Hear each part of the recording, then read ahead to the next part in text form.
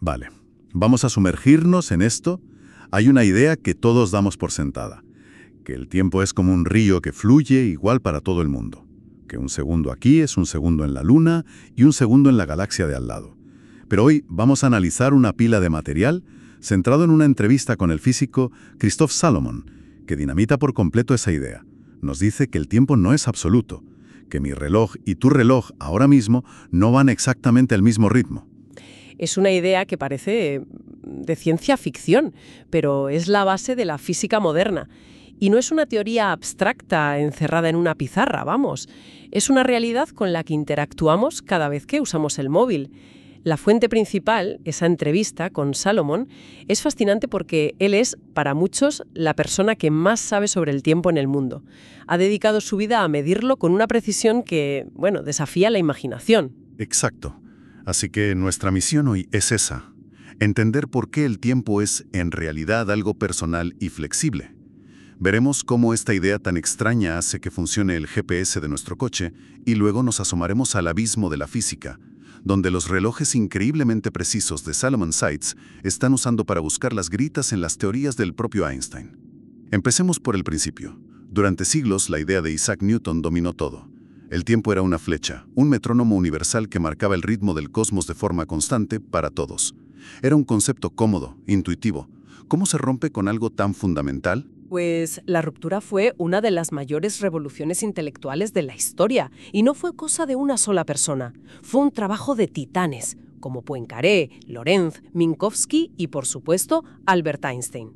Ellos demostraron que el tiempo no es un escenario pasivo donde ocurren las cosas. El tiempo es un actor más en la obra. Está intrínsecamente ligado al espacio y a la materia. ¿Y qué significa que está ligado a la materia? ¿Cómo afecta un objeto físico al paso del tiempo? Aquí es donde la cosa se pone interesante. La forma más sencilla de visualizarlo, aunque no es una analogía perfecta, es la que usaba el propio Einstein. Imagina que el universo es una gigantesca cama elástica, una tela tensa. Eso es el espacio-tiempo. Si pones una bola de bolos pesada en medio, la tela se curva a su alrededor. Eso es la gravedad. De acuerdo, lo visualizo. Ahora, si haces rodar una canica cerca de la bola de bolos, no irá en línea recta. Su trayectoria se curvará, siguiendo la deformación de la tela. Pues bien, el tiempo hace exactamente lo mismo. El tiempo también se curva alrededor de objetos masivos como planetas o estrellas. Fluye a un ritmo diferente en la cima de una montaña, donde la gravedad es ligeramente menor que a nivel del mar. Se deforma. Espera, frene un momento. Si el tiempo depende de la gravedad, y como también decía Einstein, de la velocidad, ¿me estás diciendo que mi reloj de pulsera y el reloj de la Torre del Pueblo no van exactamente al mismo ritmo? ¿Que, en teoría, cada uno de nosotros vive en su propia burbuja temporal? Eso es alucinante. Conceptualmente, sí, vivimos en nuestras propias burbujas temporales. Ahora bien, en nuestra vida cotidiana esas diferencias son tan absurdamente pequeñas que son totalmente imperceptibles. Hablamos de fracciones de nanosegundo, pero existen. Einstein lo resumió de una forma brillante y muy pragmática. El tiempo es aquello que mide un reloj. Y la clave es que no hay un reloj maestro. Cada reloj, dependiendo de su velocidad y de la gravedad que experimente, registrará su propia versión del tiempo. Vale, entiendo el concepto. Pero si las diferencias son tan minúsculas, ¿por qué obsesionarse con medirlas? ¿Por qué dedicar una vida entera, como hace Salomón, a construir relojes que miden esas diferencias infinitesimales? ¿Qué aplicación práctica tiene? Un nanosegundo es una 1000 millonésima de segundo. Suena a una cantidad de tiempo que no le importa a nadie. El mejor ejemplo, y el que menciona la fuente, es el GPS. Las redes satélites GPS, o la europea Galileo, funcionan gracias a que cada satélite lleva a bordo un reloj atómico de una precisión extrema. Y entonces, ¿cómo se conecta esta idea tan teórica de la relatividad con algo tan mundano como que mi móvil sepa que tengo que girar en la siguiente calle? ¿Dónde está el puente entre Einstein y Google Maps? El puente son precisamente esos relojes. Tu móvil no es más que un receptor que escucha las señales de varios satélites a la vez.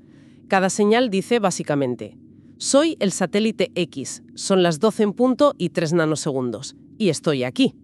Tu móvil compara la hora a la que le llega la señal de cada satélite y midiendo esos minúsculos desfases calcula la distancia a cada uno y triangula tu posición en la Tierra. Vale, necesito una sincronización perfecta. Una sincronización casi perfecta.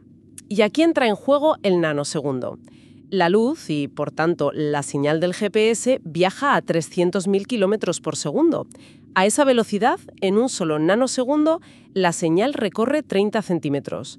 Si los relojes de los satélites tuvieran un desfase de un simple nanosegundo, tu GPS creería que estás 30 centímetros más allá. Y eso no es lo peor. ¿Hay más? Claro. Los satélites se mueven a 14.000 kilómetros por hora y están en un campo gravitatorio más débil que el nuestro en la superficie. Por los efectos de la relatividad de Einstein, sus relojes van unas pocas millonésimas de segundo más rápido cada día que los nuestros. Si no corrigiéramos constantemente ese efecto, los errores se acumularían. En un solo día, tu ubicación en Google Maps estaría desviada por más de 10 kilómetros. El sistema sería... completamente inútil. Exacto. Inútil. O sea que cada vez que uso el GPS, estoy utilizando la teoría de la relatividad en tiempo real sin darme cuenta. El artículo también mencionaba otros campos, como las finanzas o las telecomunicaciones. Desde luego. En las transacciones bursátiles de alta frecuencia, los algoritmos compran y venden acciones en millonésimas de segundo. Ser el primero en ejecutar una orden, aunque sea por unos pocos nanosegundos, puede suponer una ganancia de millones. La sincronización de los relojes de los servidores es absolutamente vital. Y en telecomunicaciones la fuente pone un ejemplo muy bueno. Esa llamada que se corta cuando viajas en un tren de alta velocidad. Me ha pasado 1000 veces. A menudo no es un problema de cobertura, es un problema de sincronización. A esa velocidad, tu teléfono tiene que saltar de una antena de la red a la siguiente muy rápidamente. Si los relojes de esas dos antenas no están sincronizados con precisión de nanosegundos, la transferencia de la llamada falla y se corta. Con relojes mejores, más precisos, ese problema desaparecería. Entendido. Entonces, la precisión es clave para todo, desde las finanzas hasta que no se nos corte una llamada. Si ya tenemos relojes atómicos en los satélites que son tan buenos, ¿hasta dónde se puede llevar esto? ¿Cuál es el límite? Supongo que ahí es donde entra en juego el trabajo de este físico, Christoph Salomon. Exacto. Él está en la frontera absoluta. Lo que él y su equipo han construido en su laboratorio de París va mucho más allá de los relojes de los satélites GPS. Hablamos de un reloj cuántico. Un reloj cuántico.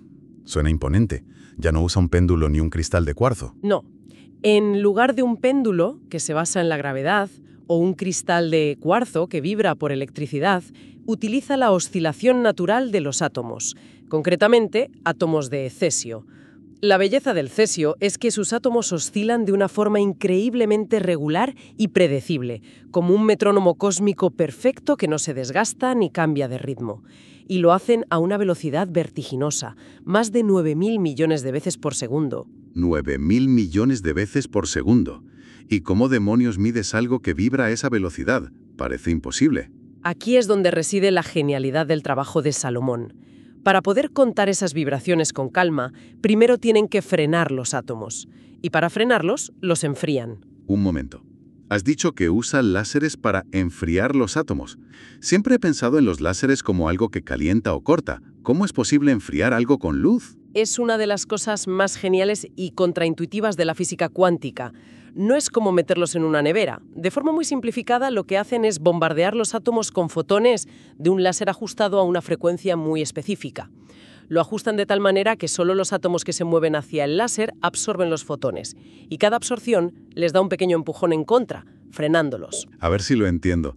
Es como si estuvieras corriendo contra un viento muy fuerte que te lanza pelotas de ping-pong a la cara y cada impacto te frena un poco. Esa es una analogía fantástica. Exactamente eso. Usan 6 láseres, uno para cada dirección del espacio, creando lo que llaman una melaza óptica. Los átomos quedan atrapados en esa melaza de luz. Su movimiento se ralentiza enormemente y como el movimiento es temperatura, su temperatura baja hasta casi el cero absoluto, a millonésimas de grado de la inmovilidad total. Es increíble. Y una vez que los tienen casi quietos. Una vez que están casi quietos, pueden medir sus oscilaciones naturales sin interferencias, con una precisión sin precedentes. Para que nos hagamos una idea de la escala, El reloj de Salomón es tan exacto que si lo hubiéramos puesto en marcha en el momento del Big Bang, hace 13.700 millones de años, hoy solo llevaría acumulado un error inferior a un segundo. Un segundo de error en toda la edad del universo. La cifra es tan grande que es difícil de procesar. A mí es un número que me explota la cabeza. Pensamos que un segundo no es nada, pero estos físicos han construido un sistema donde un segundo es casi una eternidad de imprecisión. De hecho, esta tecnología ya está en el espacio. Hay un reloj similar, desarrollado por su equipo, en la Estación Espacial Internacional, y allí, al haber menos gravedad, es todavía más preciso, demostrando de nuevo la teoría de Einstein a una escala exquisita. Hemos llegado a un punto en el que podemos medir el tiempo con una exactitud asombrosa, casi perfecta. Pero aquí la historia da un giro. El propio Salomón, en la entrevista, admite que esta precisión extrema no sirve solo para confirmar lo que ya sabemos, sino para buscar dónde fallan nuestras teorías. Menciona un conflicto fundamental entre la relatividad y la mecánica cuántica. Este es, sin duda, uno de los mayores problemas sin resolver de toda la física. Tenemos dos teorías increíblemente exitosas que describen el universo, pero que son fundamentalmente incompatibles. Por un lado, la relatividad general de Einstein, que describe el cosmos a gran escala. Planetas, estrellas, galaxias. Es una teoría determinista. Te dice, este planeta está aquí y se mueve a esta velocidad. No hay ambigüedad. ¿Y por otro lado? Por otro lado está la mecánica cuántica, que describe el universo a escala microscópica, el mundo de los átomos y las partículas. Y esta teoría es radicalmente distinta. Es probabilística. Te dice que antes de que lo midas, un átomo no está en un sitio concreto, sino que existe en una nube de probabilidad. Puede estar en varios estados a la vez, en lo que se conoce como superposición. Hay una incertidumbre, un azar fundamental en la naturaleza, que choca frontalmente con la certeza y el determinismo del universo de Einstein. Entonces, la teoría de Einstein podría estar equivocada, después de todo lo que hemos hablado. O, como sugiere Salomón, podría ser incompleta. Podría ser una aproximación fantástica a la realidad, pero no la descripción final. Su sueño como físico experimental, y lo dice explícitamente, es usar estos relojes ultraprecisos para llevar las mediciones a un extremo tal que encuentren una desviación, por minúscula que sea, de lo que predice la relatividad general. ¿Y qué tipo de desviación buscan? Podría ser cualquier cosa. Una pequeña anomalía en cómo la gravedad afecta al tiempo, quizás la señal de que la constante de la gravedad no es tan constante, o incluso la evidencia de nuevas fuerzas de la naturaleza que Einstein no contempló. Y él mismo subraya la enorme responsabilidad que eso conlleva. Dice que si tus mediciones contradicen a Einstein, lo primero que tienes que hacer durante años es asegurarte de que no te has equivocado tú, de que no hay un error en tu experimento. La carga de la prueba es inmensa. Vaya. Entonces, ¿qué significa todo esto? Empezamos con la idea de que el tiempo es personal y hemos acabado en la frontera de la física, usando relojes cuánticos para intentar encontrarle las cosquillas a la obra de Einstein. Creo que podemos resumirlo en 3 puntos clave. El primero es que nuestra intuición sobre el tiempo es engañosa. No es una constante universal, sino una dimensión maleable, inseparable del espacio y de la distribución de materia y energía. Tu tiempo no es mi tiempo. De acuerdo, ese es el primer punto. El segundo es que esta idea, que parece tan abstracta, es la base invisible sobre la que se construyen tecnologías cruciales de nuestro día a día, desde el GPS hasta las finanzas globales. La relatividad no es algo teórico, es ingeniería. Y tercero, que la búsqueda de una medición cada vez más precisa del tiempo se ha convertido en una de nuestras herramientas más poderosas para explorar el universo. Estos relojes son como nuevos telescopios que no miran hacia afuera, sino hacia las propias leyes de la física, buscando fisuras en nuestro entendimiento del cosmos. Y abriendo la puerta a una nueva física, quizás. Exactamente. Y esto nos deja con una pregunta final para reflexionar, una idea que se menciona de pasada en el material. Sabemos que el tiempo tuvo un principio, el Big Bang, pero Salomón dice que no sabemos si tendrá un final. Si el tiempo no es una entidad fija y externa como pensaba Newton, sino algo que emerge de las interacciones de la materia y la energía como sugiere Einstein, ¿qué nos dice eso sobre su naturaleza? ¿Podría ser que nuestra experiencia lineal del tiempo, ese fluir constante del pasado al presente y al futuro, sea solo una percepción, una ilusión generada por las leyes de la termodinámica en nuestra escala humana? Y si, a un nivel fundamental, el flujo del tiempo no existe y la realidad es un bloque de espacio-tiempo estático y mucho más extraño de lo que podemos imaginar.